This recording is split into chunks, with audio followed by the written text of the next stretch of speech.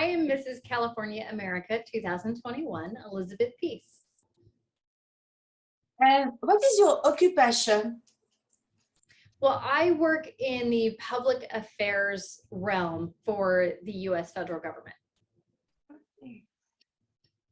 How many children have you? I have 2 boys, 21 and 14, and then 3 puppies. And we really like our puppies, so we include them. Yes. I have no children. I have my cats. Yes, you understand. I understand. 2 boys. Wow. Mm-hmm. You are the only girl in the family in the house? Well, except for one of the puppies. And I'll tell you, she knows that she's a princess. So yeah, her and I are very similar sometimes. What is your motto in life? My motto in life, I think one of my favorite quotes that I have ever heard is to be the role model you needed when you were younger. And I've heard that several years ago, but it probably meant the most to me and had the biggest impact on how I see things.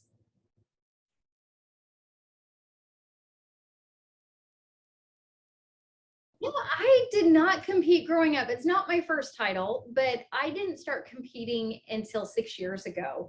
So I didn't grow up competing in pageants. I didn't grow up understanding anything about pageants. And when I started competing in 2016, I think it was way in over my head. It was a whole learning curve, and hopefully I have learned all the things that I need to know at this point, but it has been a really good journey for the last 5-6 years.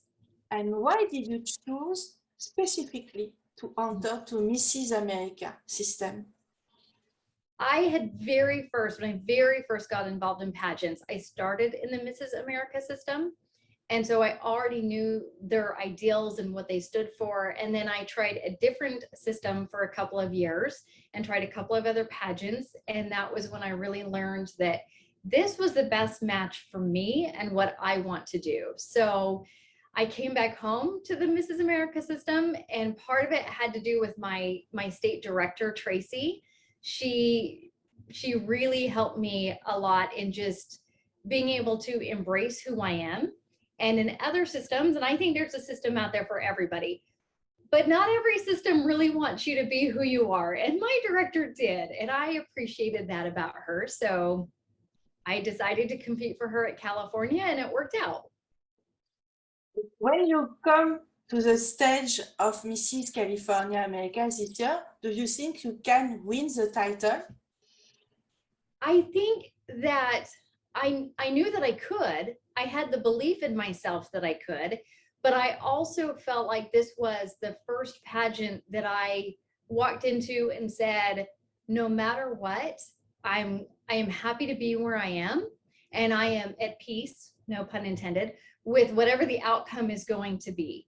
So this was one of the few times that I just didn't put too much pressure on myself. Mrs. World 2012, April, sent me during an interview. Mrs. America is a full-time job, like Mrs. World.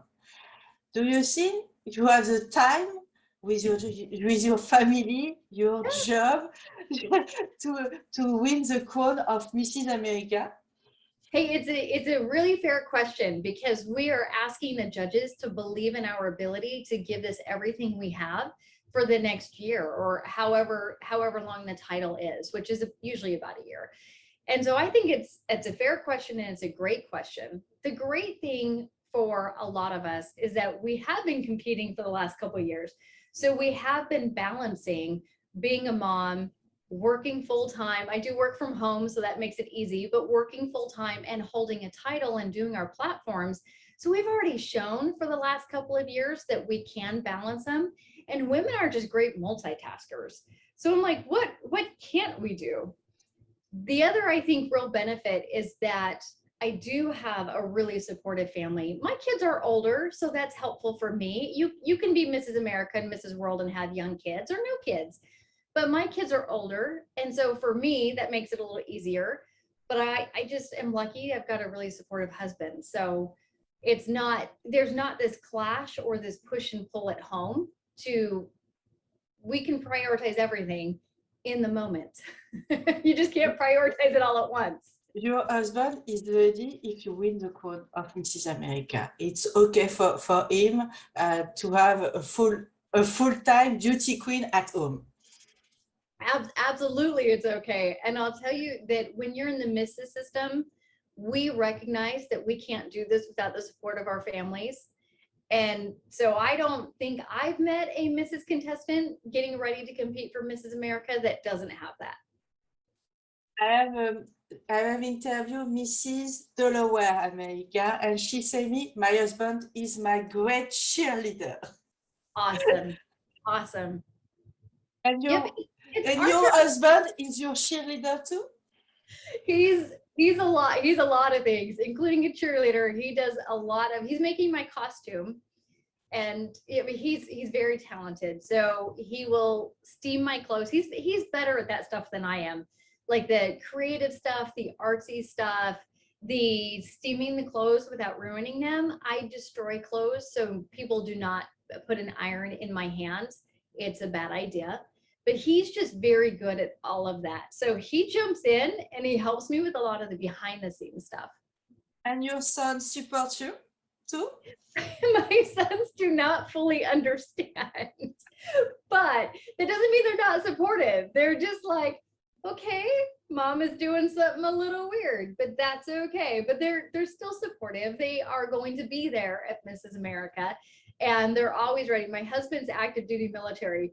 So I always warn my boys, if dad has to go, like if he has to go somewhere, you're up, you're my escort.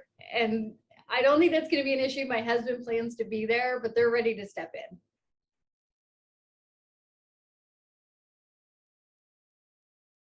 Oh, I mean, you know, being a beauty queen can be hard in the moment, but parenthood lasts forever.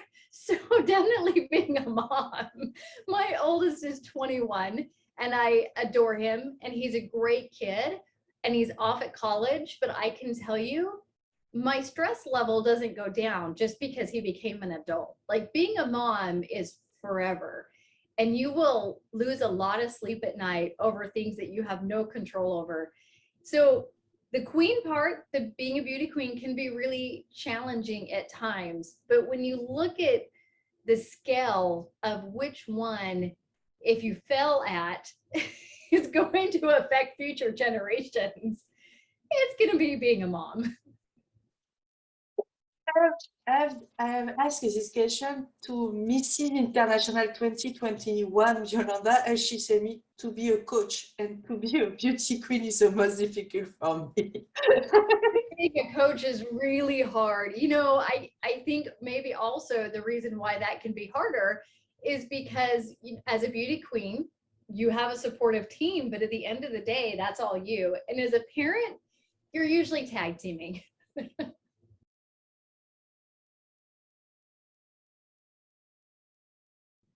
Which values do I teach my sons? Yes. I want to say hopefully it's having honor and being kind. I'm hoping that I'm teaching them integrity and kindness. I can see that as my oldest one, you know, as he gets older, or when my youngest comes home and tells me stories about things that happen at school. So I feel like we're succeeding. But you know, as a parent, you always stress. I can't go to pregnant because I have an illness. I can to be mother for the moment, but next year, we can adopt in United States normally with my husband. And I have no stressful for the moment, only for my cats. It's so cool for me for the moment. Yeah, that'll keep you busy. I'm very busy by my company, by the magazine. It's my new babies because I have 3 companies in United States, a publishing house, a logistic event for pageantry in Atlantic City, and my magazine. It's my baby, my new babies. But you would be a great title holder because you have already learned how to multitask and juggle all the things. No. I am not the body for this. No. I am a backstage girl, not a girl for the stage, only backstage. I understand. That is me at work. Yeah, I No. understand. I have no company. I know sky to go to shine on the stage, but I love meeting different person each year, different culture, and with my interview, I can I can meet a lot of girls. And before you, I have Mrs. Delaware and Miss World Bailey. And tomorrow I have Miss Grand New Zealand and Spectacular Team Dominican Republic. Oh, that's awesome. You get to meet a lot of great people doing some really good things. Yes, and with the pandemic, I can personally, face to face, meet the person. But with now, travel is more easy, and I can go I can go cover pageant, and I can meet a lot of girls. And I have interviewed almost all candidates of Mrs. World pageant this year. That's amazing. That's a And great class. yes, and it's me because we have a small team for the magazine, but it's me personally go to Las Vegas in January to meet all candidates, and it's my first trip to Las Vegas. Oh, how fun. Yes. How fun. So I'm from the West Coast. And so I love it when they have Mrs. World in Vegas because I'm like, now I can go. That's so easy for me. It's a quick drive. For me, I'm not on the West Coast. I am in Atlantic City. I have the opposite. It's a great trip for me. They're different. Yeah, those are two very different places. I really like your background, by the way. Oh, yes, it's a San Francisco bridge. Yeah, My best friend live in San Francisco. She is ballerina in the San Francisco Ballet. Got it. Yep. Well, Yes. I really appreciated your California backdrop.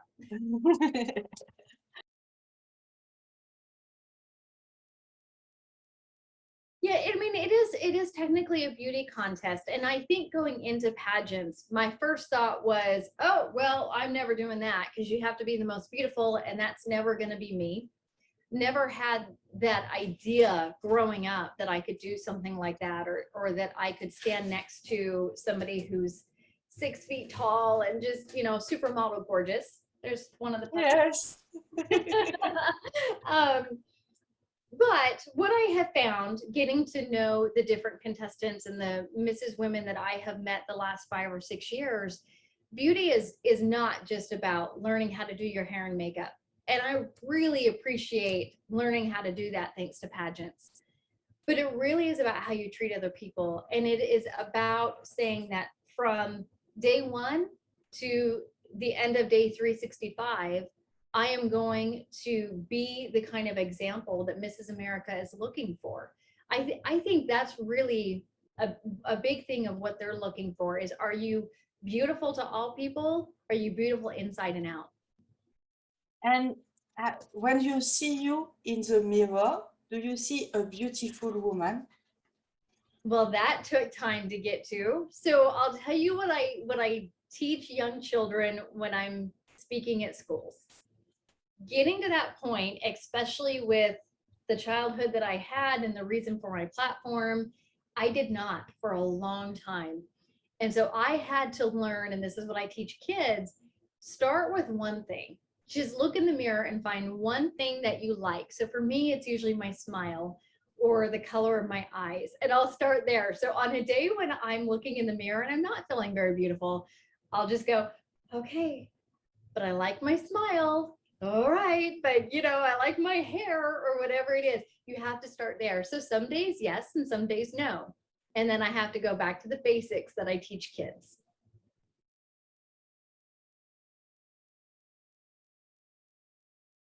Oh gosh, is it okay if I have a couple things? Not just one. First off, embrace the reason, embrace your emotions and your feelings about having a bad day. Everybody has bad days. And I think that if you try to rush through the bad day without embracing why it's happening and allowing yourself to feel and have emotions, then you're going to struggle making sure that tomorrow is not a bad day.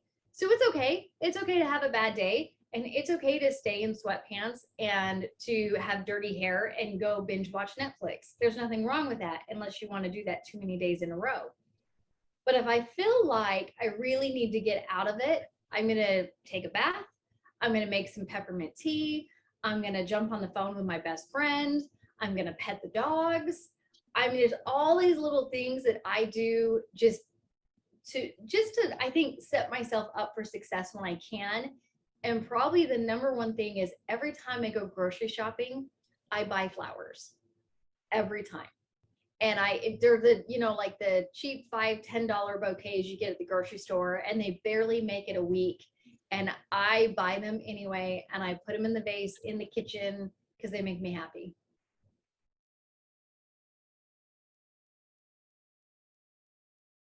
Now, everybody's allowed to have their own opinion. We're a military family, and we fight for people to have the freedom to express themselves and for the freedom of speech. So that's fine. But I can tell you, as a married woman in a beauty pageant, that what I got out of this was a sense of growth and a journey to really be able to figure out who I was outside of being a wife and a mom. Those are really important roles. They're the most important roles. But we are also people in addition to being wives and mothers. And I think it's important to figure out who you are and what makes you happy. But the biggest impact and the reason that I do this is because I care about my platform so much. This title's given me the ability to talk to people about that platform.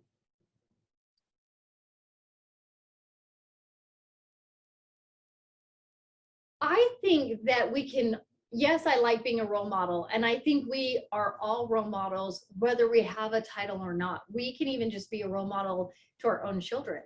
So when I see, or my kids tell me that somebody at school is not being very kind, I know that a lot of times they're learning that at home. So I just want to remind everybody that being a role model starts today, whether you have a title or not.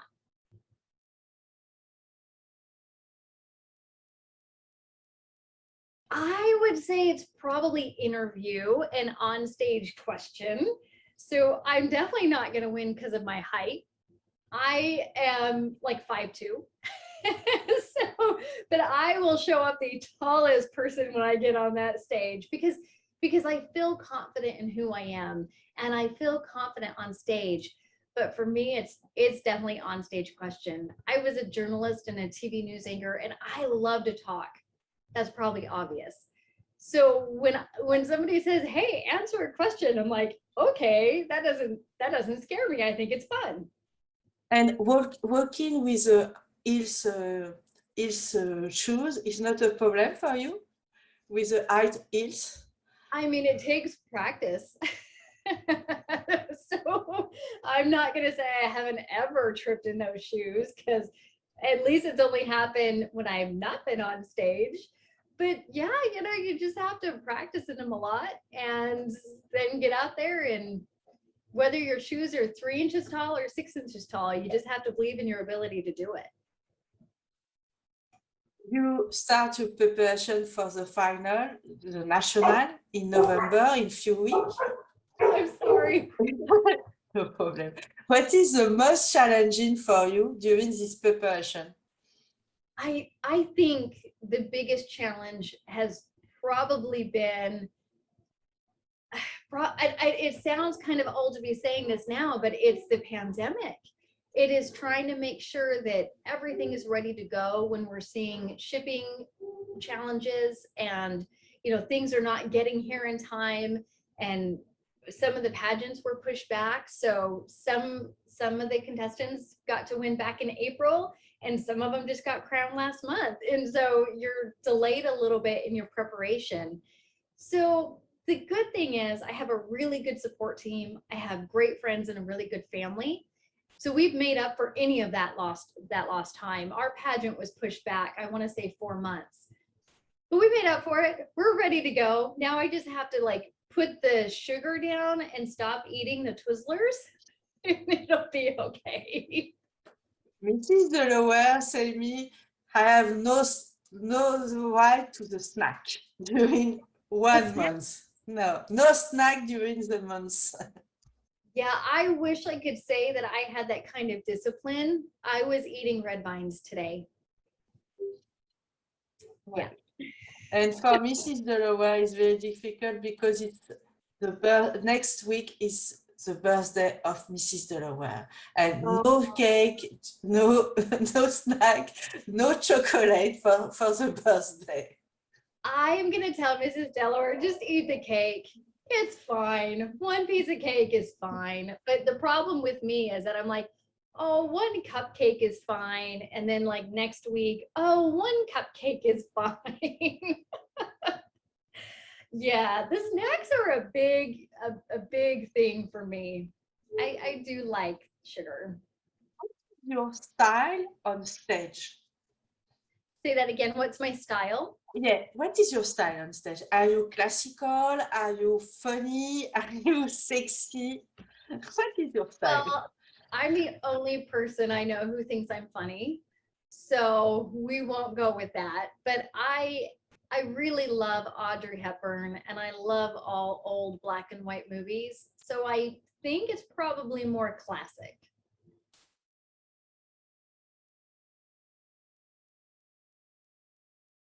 For me, the most important thing is that we need to continue to believe in ourselves because we are able to accomplish anything that we want if we just have the courage and the belief to do it. And if you win the crown of Mrs. America, you go to Mrs. World. Becoming Mrs. World is a dream for you? It is such an honor, I think, to be Mrs. World. I started in this pageant system because I met a Mrs. World. She's from Idaho, and she was just stunning and caring and such a genuine person that she really showed me what you can do with the title and what kind of married woman does a pageant. And yeah, I can tell you what kind of married woman does a pageant. Women who are phenomenal. And it's a hardest question. Who is your favorite, your all-time favorite Mrs. America? My all-time favorite Mrs. America, it's Austen Williams, and not just because we have the same director and not just because she's my pageant coach, but I loved her before I ever met her. And she has such an amazing platform. She's such a beautiful woman, but if you meet her in person, she's genuine and she's kind and she cares about people. So I'm still going to have to say Austen.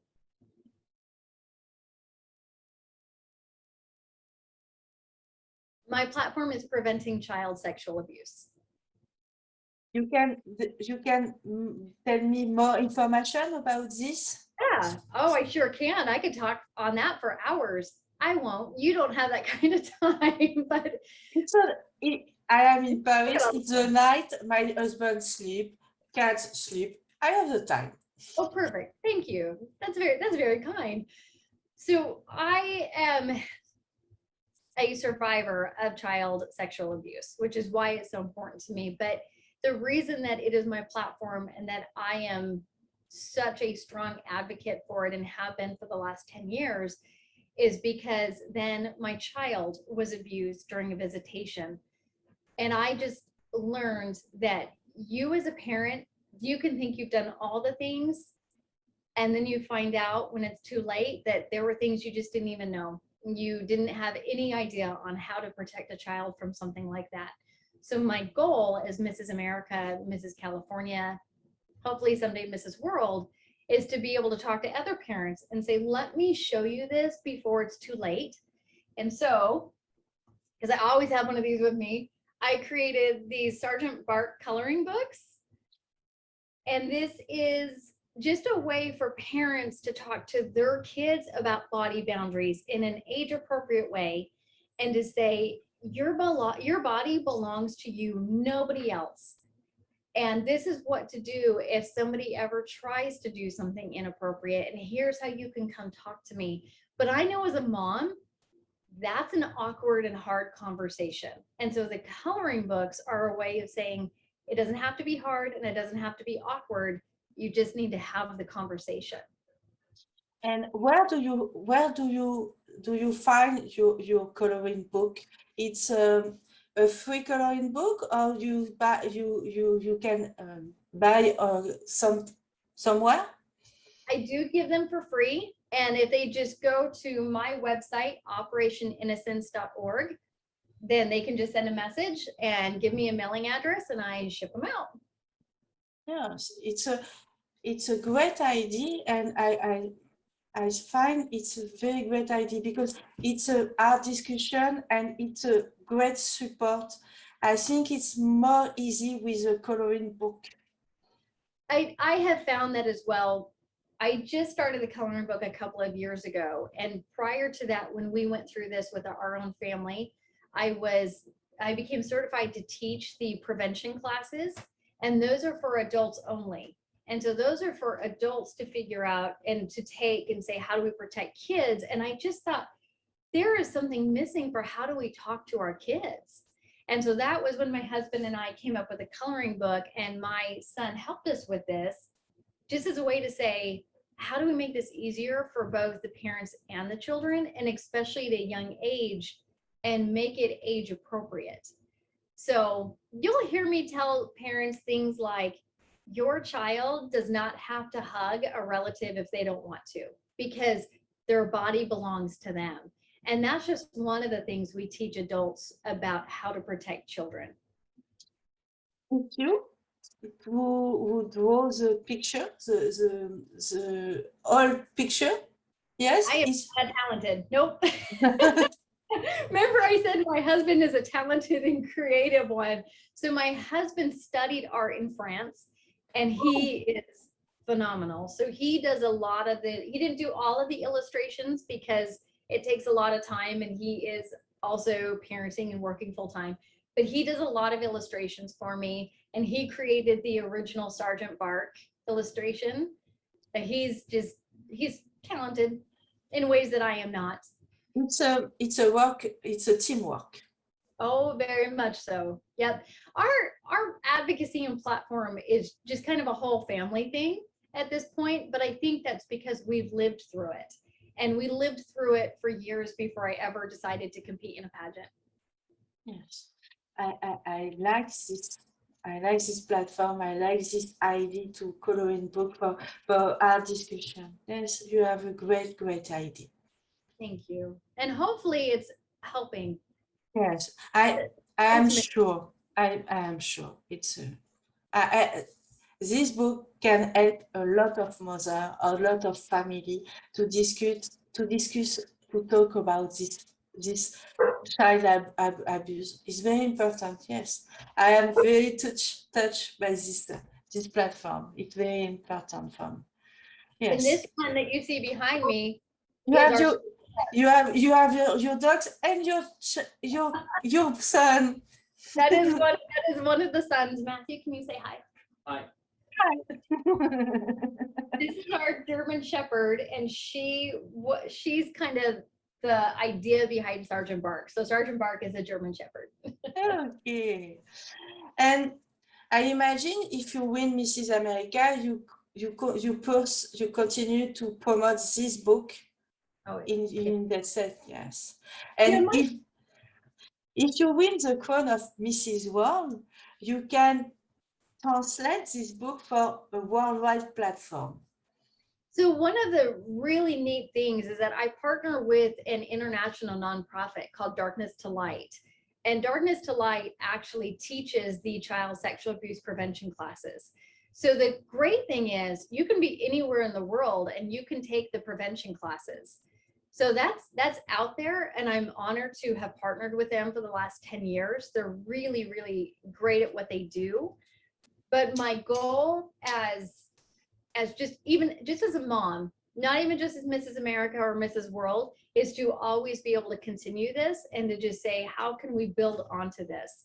So we've been doing the advocacy work for 10 years. And then about 3 years ago, Sergeant Bark started. And then we just add to it. As we find a hole that needs to be filled, we fill it. And I think you have a long way with this book. I think Long. so. It's a lot of work to do. And Yes. unfortunately, this issue is not going to go away. So I will just have to keep going and keep working.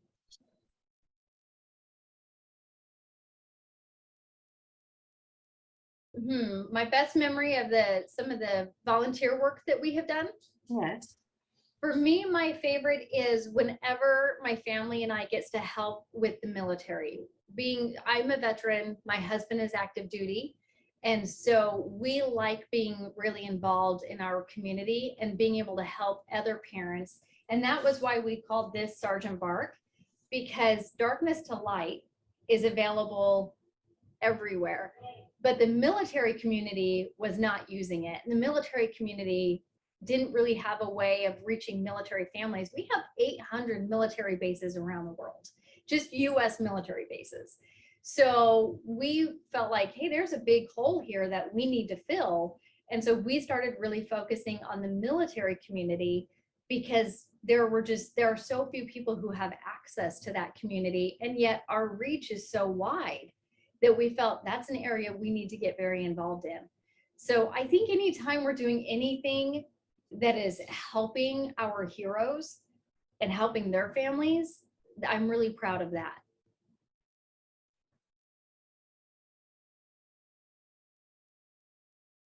In California, the oceans are pretty great. The tacos are amazing.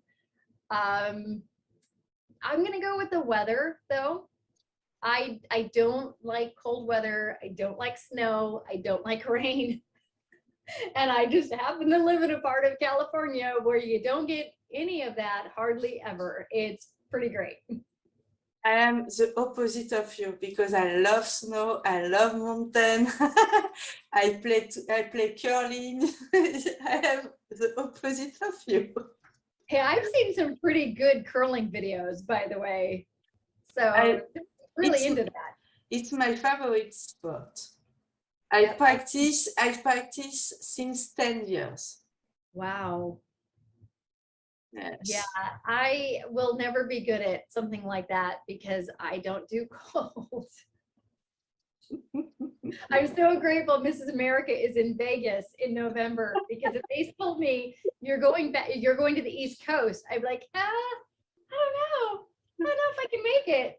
I think I'm busy that day. In November, you can, the snow is possible in New York, in Atlantic City. I would do it, but I'll tell you, I wouldn't leave the hotel. Where is your favorite places to travel? I am a huge fan of St. George, Utah, which is where Zion National Park is. I just like to be outdoors. St. George is also really hot. It's warm. It's in the desert by Vegas. So I just like to be anywhere outdoors. If we can go fishing or hiking or four-wheeling or camping, that's where I want to go. I will say though, I want to come to France. I really want to come to France. My husband lived there and I'm pretty envious. With Mrs. World Dominican Republic, we talk about organize Mrs. World in France the next week. That's the year the next year. in America, so that I can go to Mrs. World in France. Even if it's cold, I'm coming. I'll be there. You can organize in July or August. In France, it's the sun. We have no snow in summer. Then I'm coming. Okay, so whatever year that is, I need to win Mrs. America that year. We can talk with the organization. Because I have some places to organize the contest in France or in Belgium, because I have a house in Belgium too. Wow. Yeah. And so of course you speak French, right? Yes, I speak French. I'm French by birth. I mean, I didn't, just want to assume. Go get Dad. Go get him. Just go get him real fast. Hey, can I take your credit card to get snacks? Not right this second. I'm on an interview. I'm sorry. I'm like, you know what? While we're at it, my husband just walked in the door. I can hear him downstairs. So I'm just going to make him say hi in something in French. And then you can tell me, because I would never know. Tell me if he's actually good at speaking French. But if he study in France, you send me your husband study in France. Where in France? Oh, that's a great question he can answer. I have no idea because I have never lived there. So I couldn't tell you. It was not Paris, I know that. And he talks a lot about being in the country. Lyon or Lille, Strasbourg, Bordeaux. Yep. Nope, no clue. But one of these days I would like to find out. I would like to go. Is he coming? Oh, no. Hopefully he'll come before we're done. I really hope you're going to be writing out the Q&As, not posting this video. I'm sorry if I hijacked the video.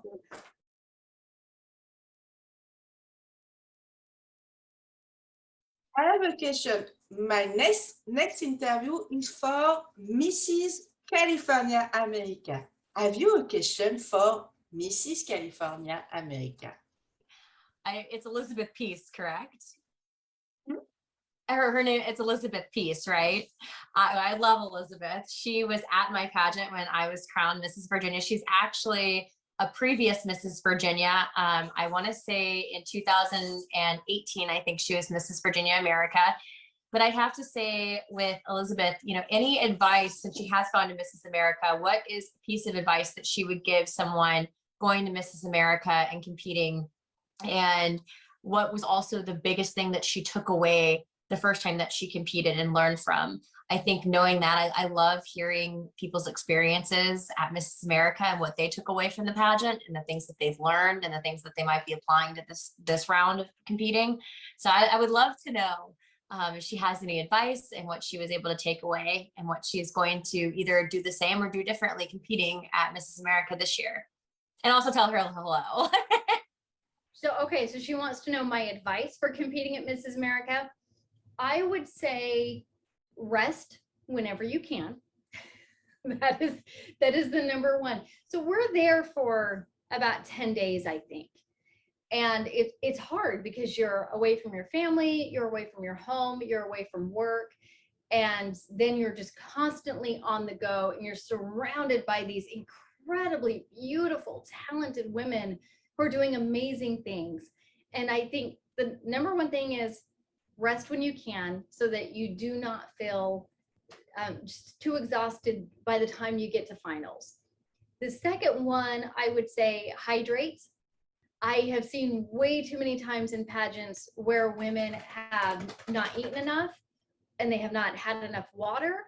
And you know, that's just not a healthy way. You're going to run your body down very quickly.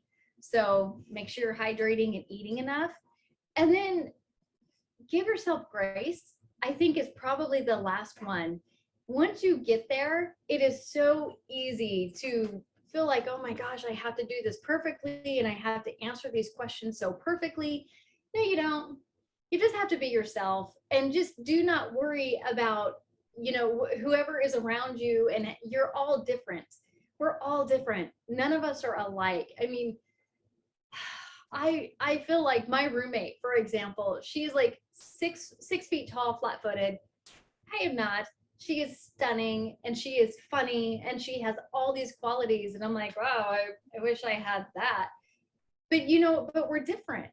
So she has great qualities and I have great qualities. And there's no reason to get there and start comparing yourself to anyone else because you're not the same people. So at the end of it, the judges are just like, I just want to get to know you for who you are. So don't stress about having the perfect answer or the perfect wardrobe, and really enjoy it and be yourself. And with which state do you want to be roommate this year? Oh, I'm pretty sure, because we have the same director, that my roommate will be one of the states that my director is in charge of. So I'm very excited. I hope that that's usually the case. When your director has multiple states, you usually get to room together. So I'm pretty sure my roommate is one of these other states. However, I will also add that I've gotten to know Idaho and Indiana. And whoever gets to room with Idaho or Indiana or Virginia, who's such a sweet, very intelligent person, I think they are very, very lucky. I was asked this question with Miss World Believe, and she said me with India because she loves the Indian food. It is good to be a roommate with somebody who loves food, any kind of food. But I probably need my roommate to be somebody who has more discipline to keep the snacks out of our room.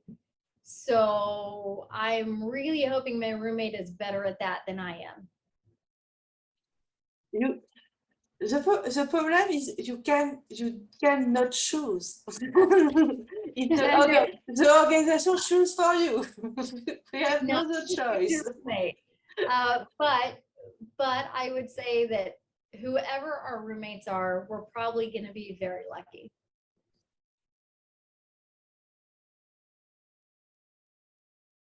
I think it's important to step away from social media as much as you can, because it is so easy to get sucked into it. And we do use it for our platforms as title holders and at work, or just to keep up with family. But I think if you're on it too much, it's really easy for it to bring your mood down. So I think for me, I really had to learn, look at it, post what you need to post, get the word out, but remember, social media is just supposed to start the conversation, not be the entire conversation. So the most important thing about social media is to walk away and follow up whatever you posted, follow it up with real action in the real world.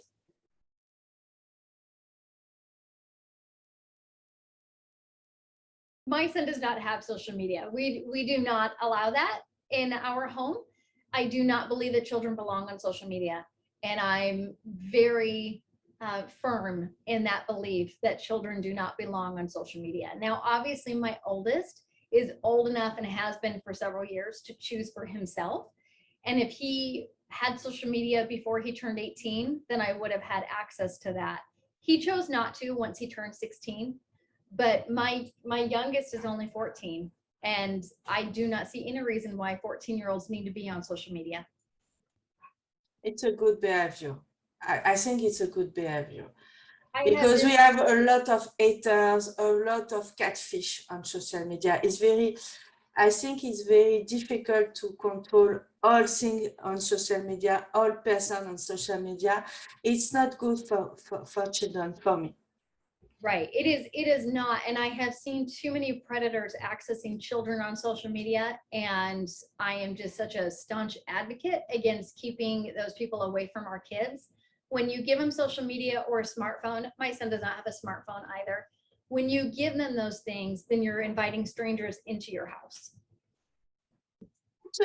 I love this. I love this behavior because my husband have a son by a first marriage, first union, and he's all time on the phone, all time on the Snapchat, Facebook. It's very difficult to discuss with him, and it's not a good for young because he have no the talk face to face. He talk only on the Facebook or only on the phone. It's not good. Yeah, I'm not a fan. I think as adults, we spend too much time on social media as it is. I would hate to see what that would do to our children.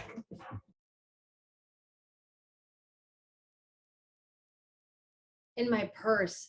Gosh, do I have a wow item in my purse?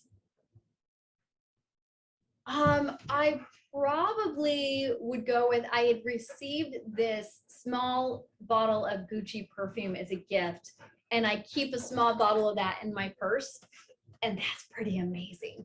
Okay. She lives in France. Sweet, what part? I don't know. I'm closer to hear you and see you. Where's the microphone? Probably, she can't see you. You can see. There. I have to get down on my knees. Hello, bonjour. Bonjour. Nice to meet you. To test your French. We don't want to do that. It's been a long time. Where do you study in France? J'habite en Anjou pour presque 5 ans. Wow. Bar, Yes. Not in Paris. ville petite, l'Est Secousse ou Passevant. À côté Cholet Yeah, actually, oui. et Angers. Et Angers, yes. Mais je arrête, stop. J'ai oublié beaucoup le français. Presque No. 20 years. Yes, it's normal because you don't practice a lot. Yeah, exactement. Oh, I should learn French so you can practice. And imagine you organize Mrs. World in Paris next year, and if you win Mrs. America, you go to Paris. Yes, that's a great plan. Okay. He said, okay. He's gonna say pretty much D'accord. okay to almost any pageant Oh. thing at this point. He's learned. Okay, she loves this. This makes her happy. Thank you. Yes, Woo.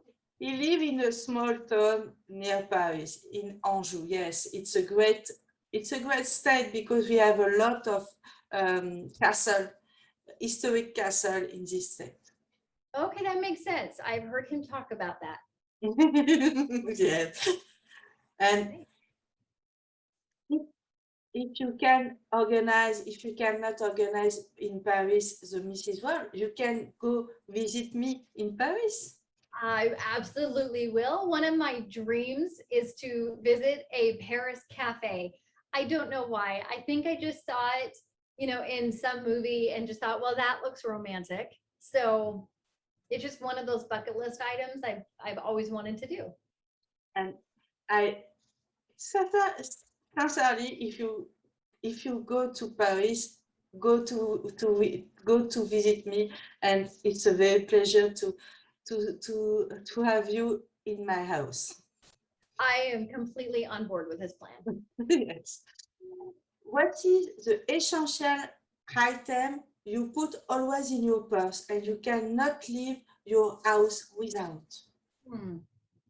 I definitely never leave my house without my cell phone, which is not something I'm proud of, but also because I'm very directionally challenged.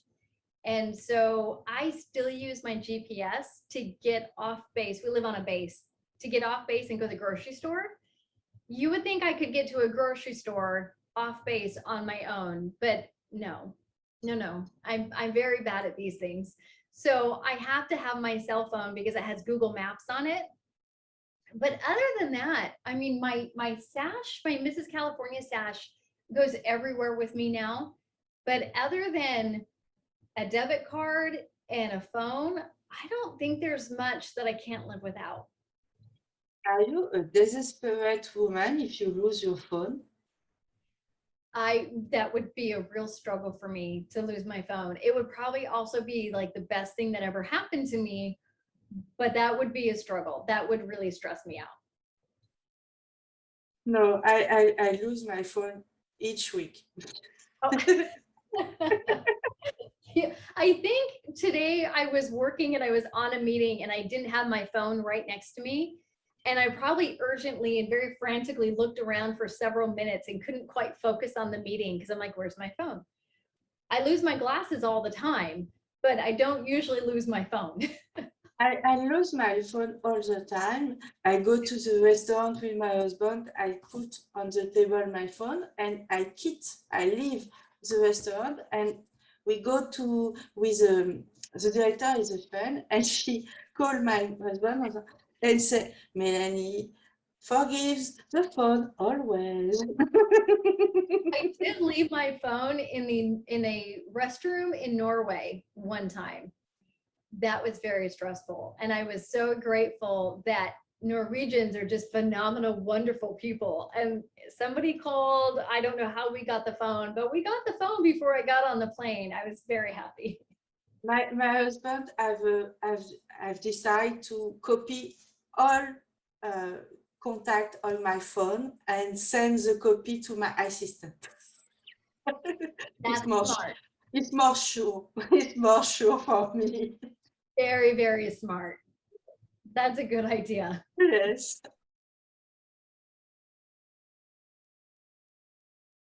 Yeah, aside from pageants, I love to write. That is probably one of my favorite things to do. And so when I'm not competing, I can't do it all. I can't do it all at once. So I can't do this while competing. But when I'm not, I like to write books. I like to write fiction books, especially for young adults. So that's one of the things that I put on hold when I started competing, was to continue to write. And I'm looking forward to getting back to that at some point. And where I can find your fictional book? Amazon. Yeah, in fact, there's one right there. I'm like, am I pointing at it right there? Yeah. So if you just for I write too. I have professional books, and my first fictional novel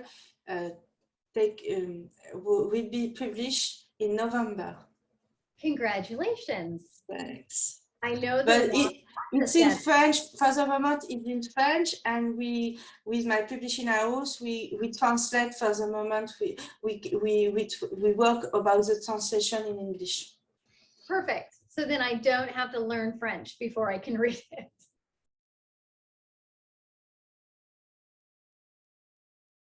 Oh, a message for the fans. I think I would stick with, please, please do not underestimate your ability to accomplish your dreams. I am not somebody who ever thought that she would be winning Mrs. California or going to Mrs. America or having any of the pageant titles that I have had in the last 5 or 6 years. I did not grow up somebody who I would say most people thought was never going to become anything. I was a tomboy, for starters, but I was also going through a lot of trauma. And when you have somebody who goes through a lot of trauma, their belief in themselves is very diminished. It took adulthood and becoming an advocate for my children for me to finally realize that we can accomplish things, that we are worthy, that God does love us all, and that we are able to actually complete these dreams, and that we're good enough to have them in the first place. So please, my absolute hope for everybody is that you understand that you're worthy, and you can complete any dream that you have.